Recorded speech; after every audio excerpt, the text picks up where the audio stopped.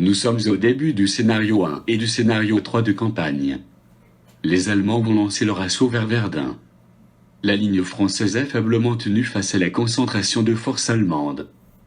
De plus, le décalement regorge de barrages puissants. Il y a aussi des événements redoutables comme nous le verrons bientôt. Face à cela, le Français va devoir mettre en place sa défense sans se faire percer. L'artillerie française est bien plus faible en début de partie, mais elle va graduellement devenir redoutable en fin de partie. Au premier tour en février, il n'y a qu'une seule main qui sera jouée. L'Allemand a exceptionnellement 10 cartes en main et le Français 8 comme à chaque tour. Voici la main tirée par l'Allemand. La carte événement forteresse des armées, n'est jouable qu'au tour 1. Elle va sûrement servir. Le Français a la carte brillant en main, qui peut servir de contre pendant un barrage adverse, pour en réduire les effets. C'est une carte à usage unique et elle devra être jouée au bon moment.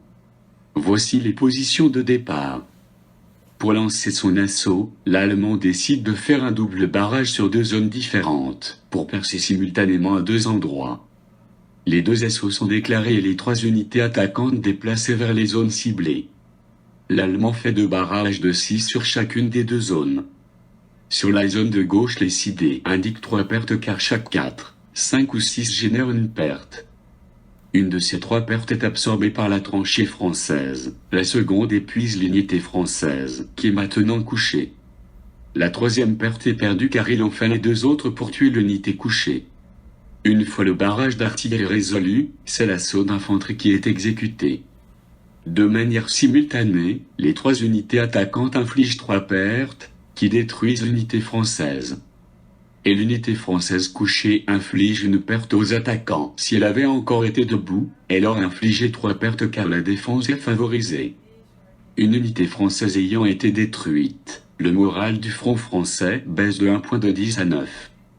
Sur la seconde zone, le second barrage 6 est résolu.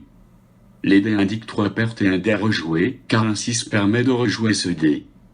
Ce dé supplémentaire est un 4 et une nouvelle perte est infligée pour un total de 4. Avec 4 pertes et malgré la tranchée, l'unité française prend 3 pertes et se trouve immédiatement éliminée. Il n'y a pas d'assaut d'infanterie ici. Voici la position à la fin du premier round allemand. On passe au premier round français. Le Français joue la carte Pétain en choisissant l'événement. Pétain est donc posé devant le joueur français, ce qui permettra de jouer plus tard la carte Noria. De plus, le texte de l'événement est résolu et 3 tranchées sont posées sur le plateau gratuitement. Il y a aussi 2 points d'action à jouer. Le premier est utilisé pour faire venir 3 unités en réserve sur le plateau en mouvement stratégique. L'entrée de ces unités remonte le moral à 10. Ces 3 unités sont placées sur Douaumont, Vaux et Danlou.